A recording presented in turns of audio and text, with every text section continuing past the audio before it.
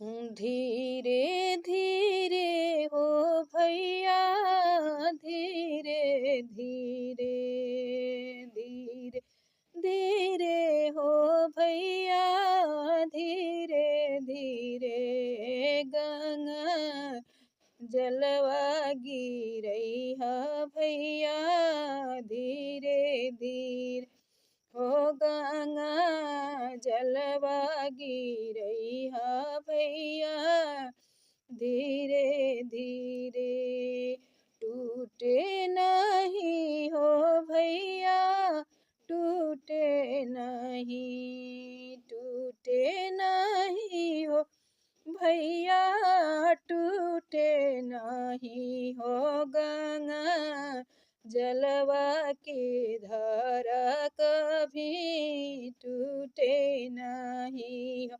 गंगा जलवा की धारा कभी टूटे नहीं।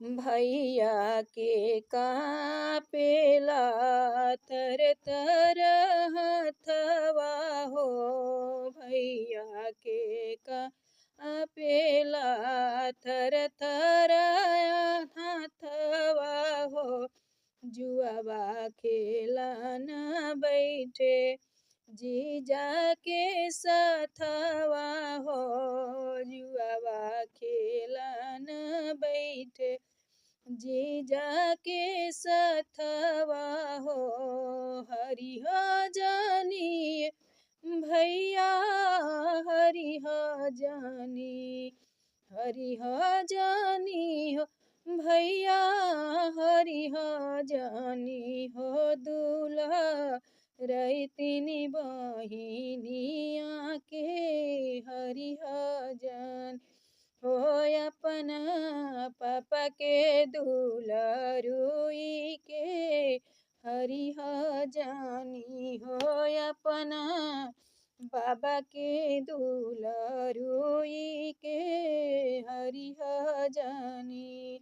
धीरे धीरे हो भैया, धीरे धीरे गंगा जलवा गिरई भैया, धीरे धीरे हो गंगा जलवा गिरई भैया, धीरे धीरे टूटी है जो धारा भैया, छूटी है बहिनिया हो, टूटी है जो धारा भैया, छुट्टी है बहिनिया हो, हंसी है बराती सब, हंसी सारा दुनिया हो, हंसी है बराती सारा, हंसी सारा दुनिया हो, छूटी जाई है हो भैया, छूटी जाई,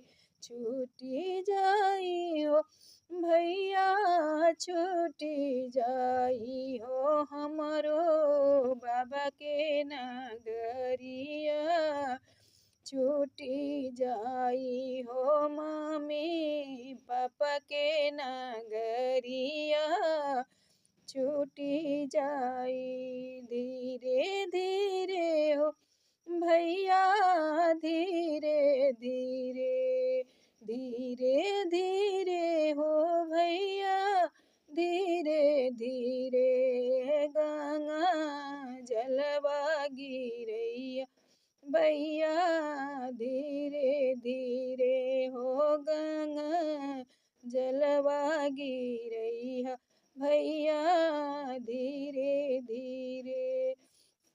धन्यवाद बहनों। ई धारा वाला गीत है, जब भाई लोग धारा गिरावे लो तब के गीत है। अच्छा लगी तो लाइक कमेंट सब्सक्राइब करब जा। ये हमरा खुद के लिखल गीत है। अच्छा उम्मीद